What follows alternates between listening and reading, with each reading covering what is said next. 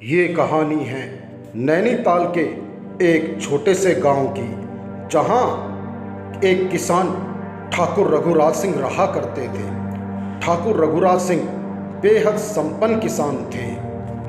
उनकी पहली पत्नी विमला देवी का निधन हो चुका था। विमला देवी से उनके दो पुत्र हुए, एक सुनील, दूसरा अनिल।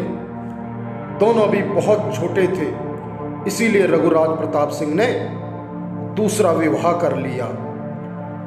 सुनीता देवी, जो कि रघुराज सिंह की दूसरी पत्नी थी, उनका भी एक पुत्र हुआ जिसका नाम रखा गया टोकन सिंह। सब प्यार से टोकन सिंह को टोखनिया टोखनिया कहा करते थे। टोकन सिंह बेहद जिद्दी, ढीठ और कहना ना मानने वाला इंसान था। वो हर वक्त मनमानी करता और खेलता कूदता रहता। ठाकुर रघुराज सिंह खुद तो ज़्यादा पढ़े लिखे न थे, लेकिन चाहते थे कि उनके बच्चे खूब पढ़े लिखें। इसके लिए शहर के पास ही एक बहुत बड़े स्कूल में टोकनिया का एडमिशन करवा दिया गया। लेकिन टोकनिया स्कूल जाने की बजाय अपने दोस्तों के साथ खेलने कूदने चला जाता, कभी बाजार चला जाता। रोज स्कूल से उसकी शिकायतें आती रहती थीं। दूसरी ओर अनिल और सुनील दोनों भाई जी लगाकर पढ़ाई किया करते थे। स्कूल से आने के बाद वो खेतों में जाकर पिता का हाथ बढ़ाया करते थे। एक बार ठाकुर रघुराज सिंह और अनिल सुनील दोनों भाइयों ने मिलकर टोकन सिंह को समझाने की कोशिश की कि भैया, हमारी बहुत ज़मीन जायदाद है, अगर हम तीनों भाई मिलकर कार्य करें तो हम इसको और बढ़ा सकते हैं। लेकिन टोकनिया को कुछ नहीं समझना था। वह तो बस लेटे लेटे सपनों में व्यंजन और राजा महाराजाओं की तरह ऊंचे ऊंचे ठाठ के ख्वाब देखा करता था। एक बार ठाकुर साहब की कुछ तबीयत बिगड़ी और उन्होंने बिस्तरा पकड़ लिया।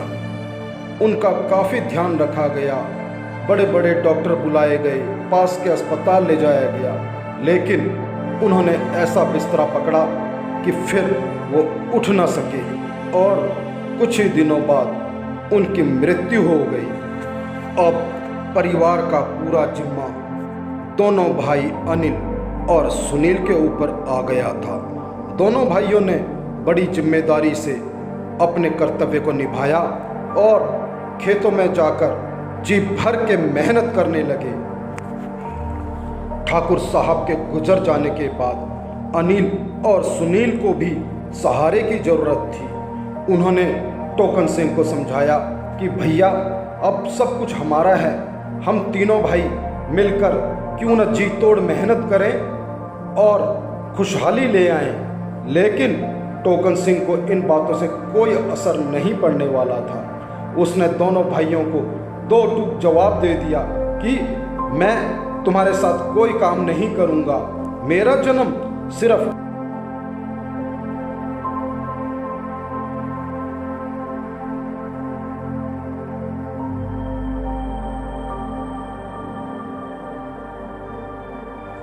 ऐश करने के लिए हुआ है और मैं राजाओं की तरह जीवन जीना चाहता हूँ।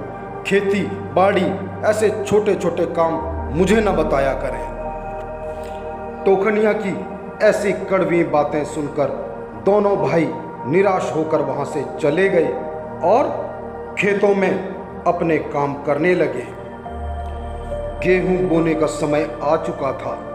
दोनों भाइयों ने खूब मेहनत की और खेतों में गेहूं की बुआई शुरू कर दी। उधर गेहूं की फसल बोने के बाद टोकनिया अपनी माँ के साथ खेतों में गया। ये देखकर अनिल और सुनील को बेहद खुशी हुई। उन्हें लगा शायद खेतों की हरियाली देखकर टोकनिया का मन बदल जाएगा और वह भी हम दोनों भाइयों के साथ मिलकर मेहनत करेगा। दोनों भाइयों की मेहनत रंग लाई और बाकी दिनों के मुकाबले गेहूं की फसल बेहद शानदार हुई। खेत गेहूं की फसल से लहलहाने लगे। पूरे गांव में सबसे अधिक उन्हीं की फसल हुई थी। गेहूं की फसल पककर तैयार हो चुकी थी। अब अनिल और सुनील दोनों अपनी माँ और टोकनिया को लेकर खेतों में आए। उन्हें लगा शायद टोकनिया बदल चुका है और खेतों की कटाई में अब हमारी मदद करेगा। उन्होंने गेहूं के खेत दिखाते हुए टोकनिया से कहा, भैया देखो, पूरे गांव में सबसे अधिक फसल हमारी हुई है। अब हम तीनों भाई मिलकर इस फसल को काटते हैं और बाजार में बेचेंगे तो बहुत अधिक मुनाफा मिलेगा।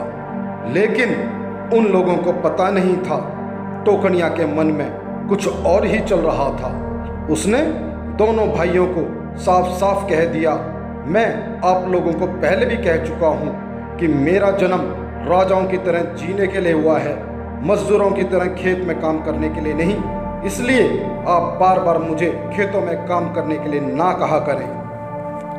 टोकनिया के मुंह से इस तरह की कड़वी बातें सुनकर दोनों भाई बेहद निराश हुए और उन्हें क्रोध भी आया।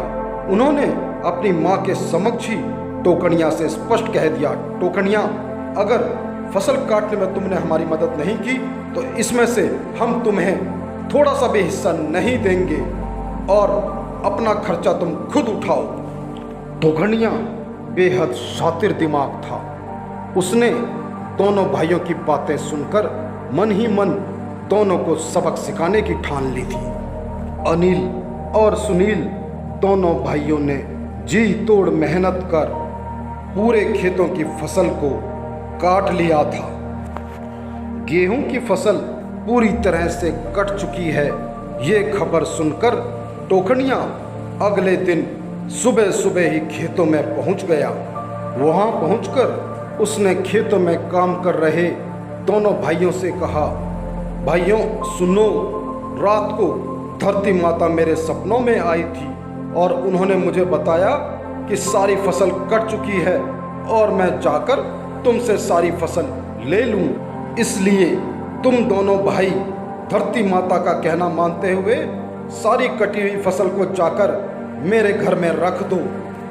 ये सुनकर दोनों भाई हतप्रभ रह गए और बहस होने लगी। बहस बढ़ते बढ़ते झगड़े पर उतर आई। जब इसका समाधान नहीं हुआ तो बात पंचायत तक पहुंची। पंचायत में दोनों पक्षों ने अपनी अपनी बात सामने रखी। पूरा गांव जानता था कि टोकनिया बेहद ही निकम्मा एवं शातिर किस्म का इंसान है। इसीलिए उन्होंने उससे कहा, जरा धरती माता से कहो कि वो हमें भी बताएं कि ये जमीन किसकी है। टोकनिया ने पंचायत को आश्वासन दिया कि वह धरती माता से यह खबर सबको दिलवा देगा। टोकनिया ने पंचायत में पूरे गांव से कहा कि कल मैं खेत में खड़ा होकर धरती माता से सबकी बात करवा दूंगा और पूछवा दूंगा कि जमीन का और फसल का असली हकदार कौन है। पंचायत में अगले दिन उस खेत में मिलने की तारीख तय की गई। टोकनिया ने मन ही मन पहले ही योजना बना रखी थी। रात होते ही वह एक मजदूर को लेकर खेत में पहुंच गया और खेत में एक बड़ा सा गड्ढा खुदवा दिया। टोकनिया ने अपनी योजना में अपनी माँ को भी शामिल कर लिया था। उसने अपनी माँ को सारी बातें समझा बुझाकर सवेरा होने से पहले ही खेतों में लाकर उस गड्ढे में बिठा दिया और एक बड़े से पत्थर से गड्ढे को इस तरीके से ढक दिया कि गड्ढे में बैठी हुई माँ को किसी किस्म की कोई परेशानी ना हो। सवेरा होने पर तय किए गए समय के अनुसार गांव के सभी लोग खेत में इकट्ठे हो गए। अब टोकनिया ने उस पत्थर के ऊपर खड़े होकर कहा, हे धरती माता, ये खेत किसका, ये फसल किसकी, बता धरती माता। तभी नीचे से आवाज आई, टोकनिया की, टोकनिया की। ये देखकर पूरे गांव वाले हतप्रभ रह गए। गांव वाले सीधे साधे लोग थे, उन्हें इस तरह की चालाकियां नहीं आती थीं। इसलिए उन्होंने टोकनिया की बात पर भरोसा कर लिया। किंतु तभी अनिल और सुनील ने कहा, धरती माता हमारे साथ नाइंसाफ़ी कैसे कर सकती है, मैं खुद धरती माता से बात करूंगा। इतना कहकर अनिल और सुनील दोनों भाई पत्थर पर खड़े हो गए और उन्होंने धरती माता से पूछा, हे धरती माता, बताओ ये खेत किसके, ये फसल किसकी। तभी पत्थर के नीचे से आवाज आई, टोकनिया की, टोकनिया की। ये सब सुनकर गांव वालों ने कहा, एक बार हम भी धरती माता से पूछकर देख लें ताकि सब कुछ स्पष्ट हो जाए। पंचायत के पंचों ने उस पत्थर पर खड़े होकर पूछा, हे धरती माता, ये बताओ ये खेत और फसल किसकी। फिर पत्थर के नीचे से वही आवाज आई, टोकनिया की, टोकनिया की, सब कुछ टोकनिया का। अब कहने सुनने के लिए कुछ बाकी नहीं रह गया था। धरती माता का आदेश पाने के बाद अब गांव वालों ने इस बात का फैसला किया कि खेत और फसल दोनों पर टोकनिया का हक है और अनिल सुनील को सिर्फ वही मिलेगा जो टोकनिया उनको देना चाहेगा। अनिल और सुनील दोनों भाइयों ने धरती माता का आदेश पाकर और पंचायत के फैसले को मानते हुए सभी खेत और फसल टोकनिया के हवाले कर दी। अब टोकनिया सारे खेतों का मालिक बन चुका था और दोनों भाई उसके पास मजदूर बनकर काम करने लगे थे।